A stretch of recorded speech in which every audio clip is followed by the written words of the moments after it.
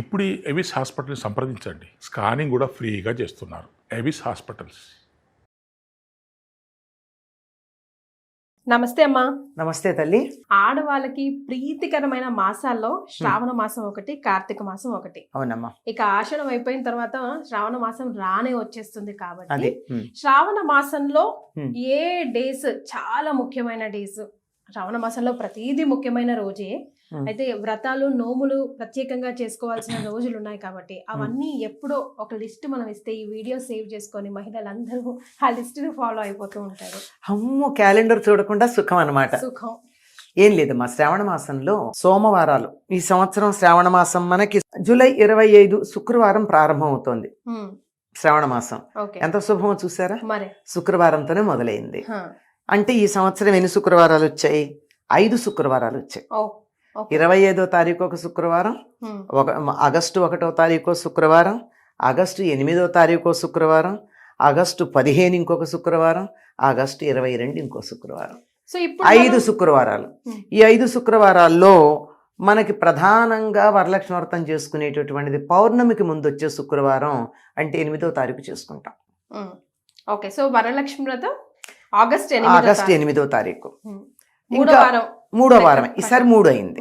అదే శనివారము ఆదివారం వచ్చింది అనుకో శ్రావణ మాసం, అప్పుడు 2వ వారమే వస్తుంది.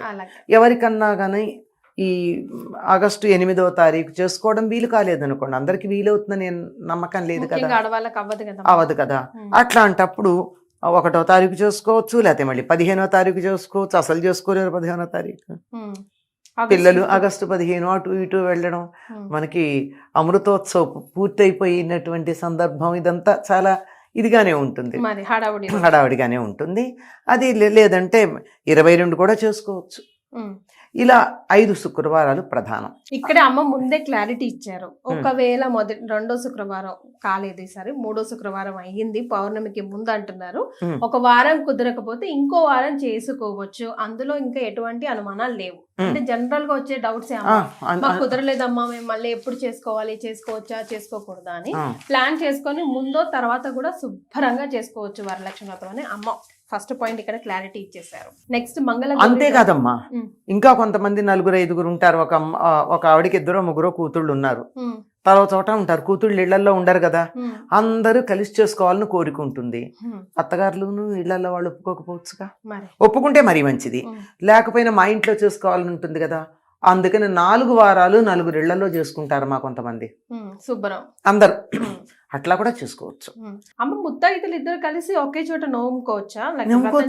ఇప్పుడు ఇద్దరం తోటికోళ్ళం, ఇద్దరం కలిసి ఒకే. మీ తోటికోడళ్ళు అంటే మీ ఇంటి పేరు ఒకటే, మీ అత్తగారు ఒకటే ఉన్నారు కదా, మీరు ఒకటే కలసం అది పెట్టుకుని కూడా చేసుకోవచ్చు. 2 విడివిడిగా కూడా పెట్టక్కర్లా. వేరే ఉంటే విడిగా పెట్టుకోవాలి, కానీ కూతుళ్ళు అయితే విడివిడిగా పెట్టుకుంటారు. కానీ ఇంటి పేర్లు మారతాయి గనక మీకు అవసరమే లేదు, ఒక్కటే పెట్టుకుని చక్కగా చేసేసుకోవచ్చు, హాయిగా చేసుకోవచ్చు.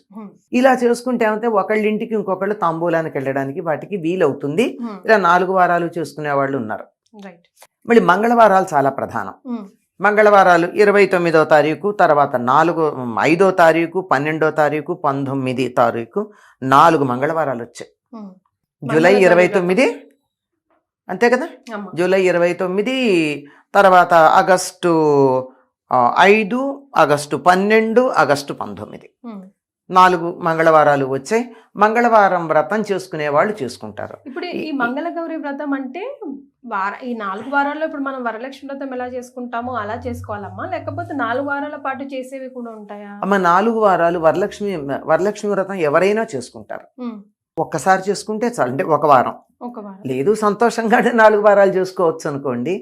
అయితే మంగళగౌరి వ్రతం మాత్రం కొత్తగా పెళ్ళైన అమ్మాయిలే చేసుకుంటారు 5 ఏళ్ల పాటు. మొదలు పెడితే 5 ఏళ్ల పాటు చేసుకోవాలి. ప్రతి మంగళవారం చెయ్యాలి. ఒకవేళ ఈ సంవత్సరం 5 శుక్రవారాలు వచ్చినట్టు ఒక సంవత్సరం 5 మంగళవారాలు వచ్చాయనుకో, 4 బదులు 5 మంగళవారాలు చేసుకోవాలి. ఒకవేళ ఎప్పుడన్నా ఒక మంగళవారం ఆడవాళ్ళకి ఇబ్బంది వచ్చిందనుకో, అప్పుడు 3 అవుతాయిగా.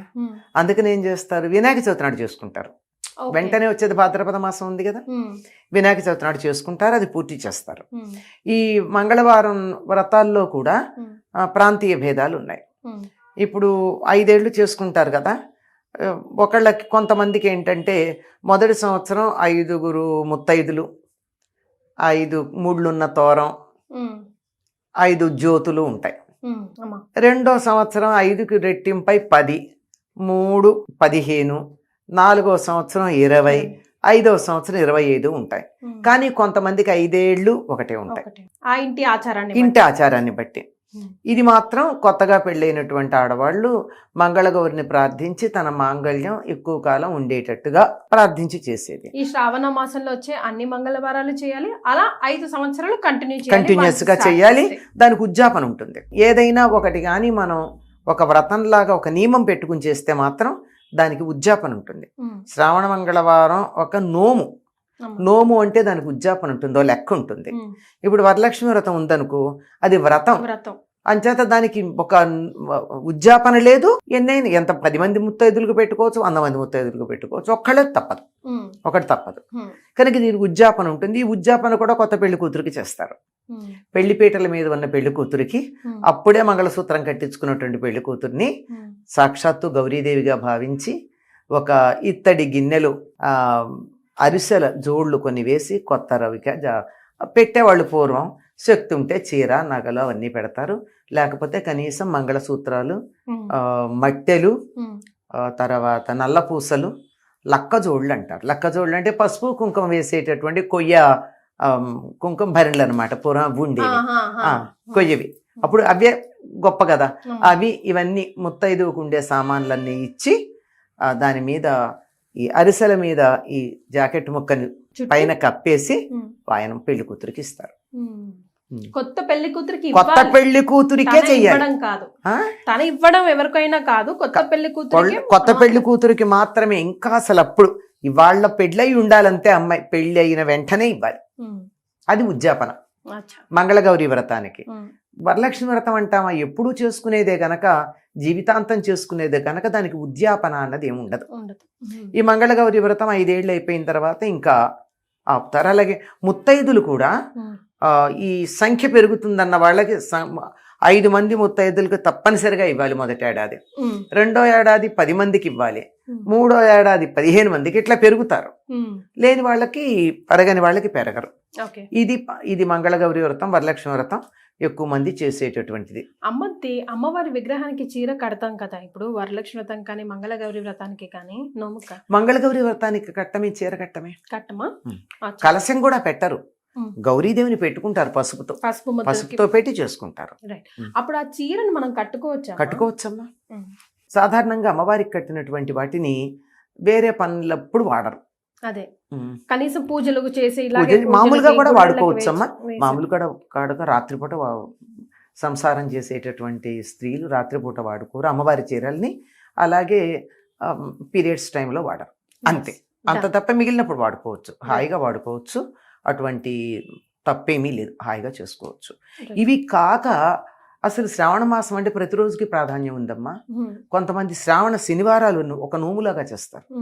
తప్పనిసరిగా పగలంతా ఉపవాసాలుండి వెంకటేశ్వర స్వామి పూజ చేసి ప్రత్యేకంగా పేరంటంగా ఎవరిని పిలవరు కానీ ఇంటికి వచ్చినటువంటి వాళ్ళందరికీ తాంబూలం ఇచ్చుకుంటారు.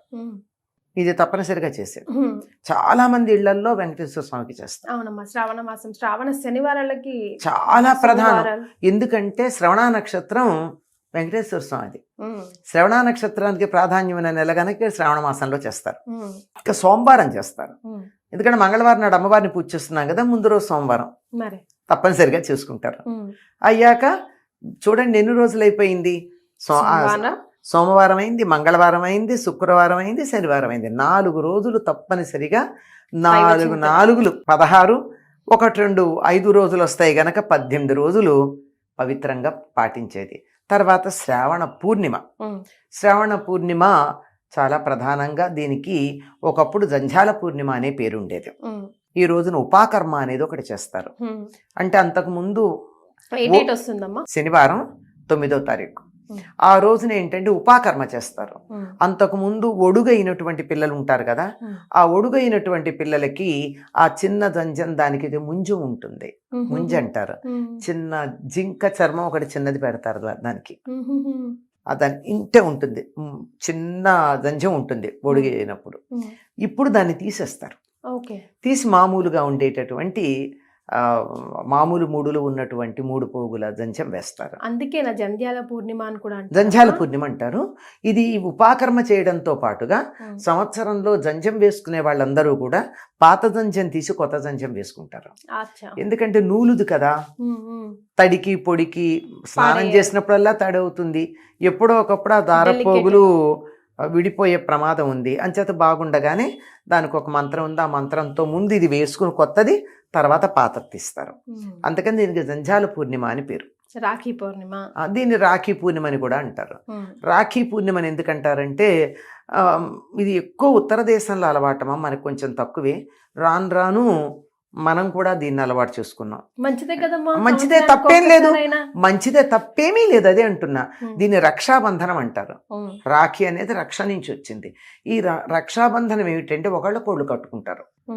నేను నీకు రక్షగా ఉంటాను అని చెప్పుకుంటూ కట్టుకునేది. మనకు ఎట్లా అలవాటైందంటే అన్నదమ్ములు అక్కచెల్లెళ్ళు వీళ్ళ మధ్య ఉంది కానీ నిజానికి అందరూ ఒకళ్ళకొళ్ళు కట్టుకుంటారు.